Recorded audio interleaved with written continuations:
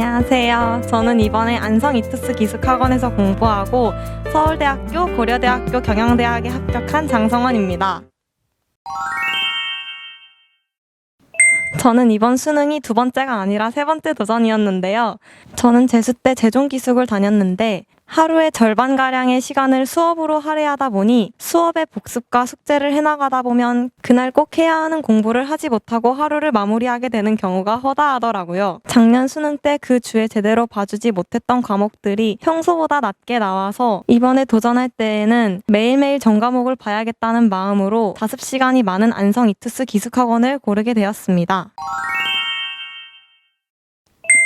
정말 뻔한 얘기들이 참 많은데 저는 안 되는 과목에 대해서 정말 수십 번을 생각해봤으면 좋겠어요. 제가 작년 수능에서 국어를 미끄러졌는데 올해 수능에 다시 도전하게 되면서 독해법을 완전히 바꾸고 새로운 인간 강사의 커리큘럼을 따라갔었습니다. 그런데 안정적인 등급을 받기는커녕 원래 받던 등급보다도 낮은 등급을 받게 되었습니다. 이제 와서 다시 독해법을 바꿀 수는 없다고 국어 모의고사를 끌어안고 끙끙대기를 수능 일주일 전까지 반복했습니다. 그리고 그때 모의고사를 봤는데 작년에 미끄러졌던 수능 국어보다도 낮은 등급을 받아버려서 정말 교무실에 가서 1시간을 울었어요. 그러고 나서 그제서야 제 문제에 대해서 계속 생각해봤죠. 결국 수능을 일주일 앞두고 독해법을 바꾸는 미친 짓을 감행했고 저는 그 덕분에 수능날 안정적인 등급을 받을 수 있었습니다.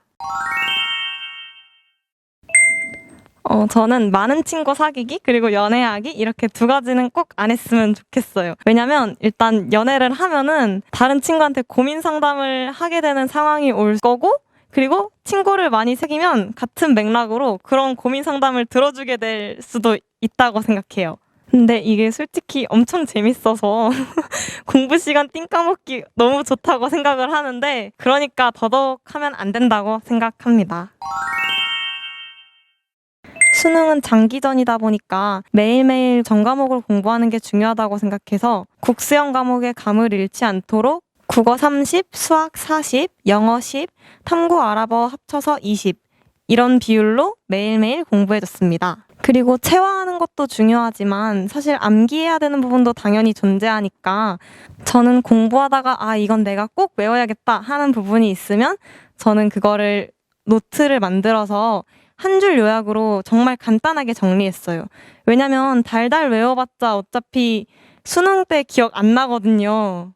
정말 간단하게 정리를 했기 때문에 공부를 열심히 한 날은 한 장을 빼곡히 채우기도 하지만 열심히 안 한 날은 아니면 별로 외울 게 없다 하는 날은 정말 하루에 두세 줄도 채우지 못할 정도로 저는 정말로 꼭 외워야겠다 싶은 것들만 골라서 그렇게 요약해서 노트를 만들었어요. 그렇게 작성한 노트를 매일 아침 영어 단어 시험을 보기 전에 영어 단어를 외우고 남는 시간, 그 시간에 복습을 해줬어요. 그냥 읽어주기만 해도 되는데 그 전날 거 읽고 시간이 남으면 그 전전날 것도 읽고 계속 그렇게 쭉 읽어주고 새로 영어 단어를 외우지 않는 주말에는 그 주에 적은 것들을 전부 읽고 또 시간이 있으면은 그 전주 것도 읽어주고 그런 식으로 저는 매일 복습을 했던 것 같아요.